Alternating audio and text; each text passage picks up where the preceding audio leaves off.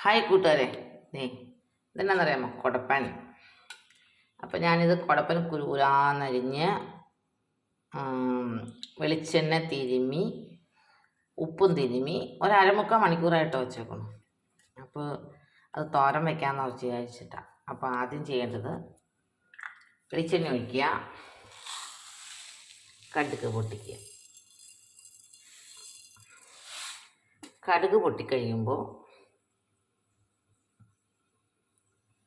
കുറച്ച് അരി ഇടണം.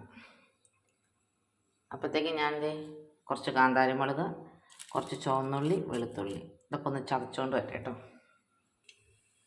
അപ്പോൾ ഈ കടുക് പൊട്ടിക്കഴിഞ്ഞു. അപ്പോൾ എന്നാന്ന് വെച്ചാൽ ഇച്ചിരി ഇങ്ങനെ അരി ഇടണം. കണ്ടോ?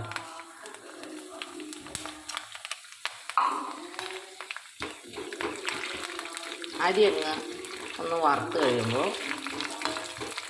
നമുക്ക് ഉള്ളിയും മുളകും കാന്താരിമുളകും കറിവേപ്പിലൊക്കെ കൂടി ചതച്ച് അതങ്ങോട്ട്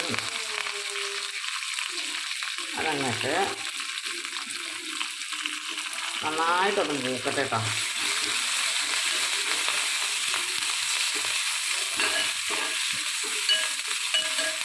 നന്നായിട്ട് മൂക്കട്ട് വേണം നമ്മൾ ഈ അരിഞ്ഞ് വെച്ചേക്കണ കുടപ്പനിടാൻ.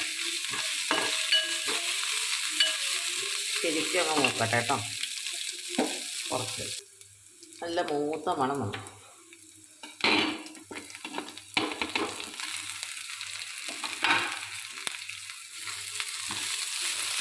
ഇതങ്ങ് ചേർത്തു.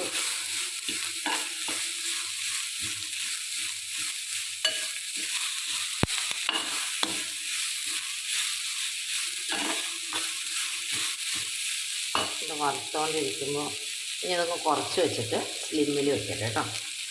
ശരിക്കും വെന്ത് കഴിയുമ്പോൾ വേണം നമുക്ക് തേങ്ങയിടാൻ. ഇത് 5 മിനിറ്റ് വെന്തില്ല, ഇത് വെന്തു. ഉണ്ടോ? പെട്ടെന്ന് വേവുന്നൊരു സാധനം അത്. ശരിക്കും ഒന്ന് ആവി എറിയാൽ മതി എന്നാ.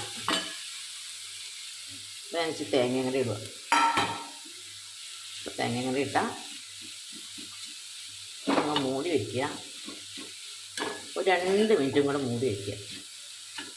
അപ്പോൾ നല്ല തോരൻ റെഡി. നമ്മുടെ വീട്ടിലുണ്ടാകുന്ന സാധനങ്ങൾ, ഈ വിഷമൊന്നും ചേർക്കാത്ത പാളയംകുടം കോയ അതിൻ്റെ കുടപ്പനാട്ടോ ഞാൻ യൂസ് ചെയ്യുന്നത്. അതിനാണെങ്കിൽ കയ്പോ ഒന്നും ഉണ്ടാവില്ല. കണ്ടോ? നല്ല ടേസ്റ്റ്. അപ്പം ഓക്കെ, ഇനി ഒരു 2 മിനിറ്റും കൂടെ മൂടി വെച്ച് കഴിഞ്ഞാൽ ഓക്കെ.